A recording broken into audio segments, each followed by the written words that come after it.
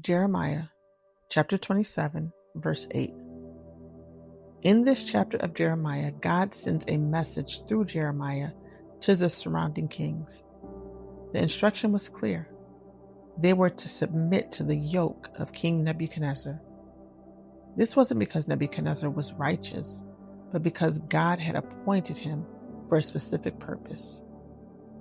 God was handing these nations over as judgment for their disobedience. This wasn't random. This was a response to their sin. The same God who created all things is the one who decides who rises, who rules, and who is used to carry out his plans. If they obeyed what God said through Jeremiah, they would remain in their land. But in verse 8, God makes the consequences clear.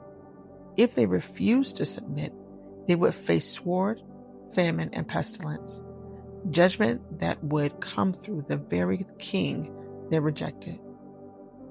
God also warned them not to listen to the prophets who were telling them the opposite, those who said they would not have to serve Babylon. The issue wasn't just disobedience, it was choosing what sounded better over what God actually said. Looking at Nebuchadnezzar, it can be hard to understand why God would call him his servant.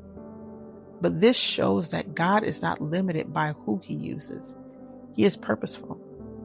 He can use someone to carry out his will and still deal with them personally. When we look at the world today, we may question why certain people are in positions of authority or why things unfold the way they do. But this passage reminds us that God is still sovereign. He sees what we don't see, and he works in ways we don't always understand. The real question is whether we will trust what God said, even when it doesn't align with what we want or what feels right.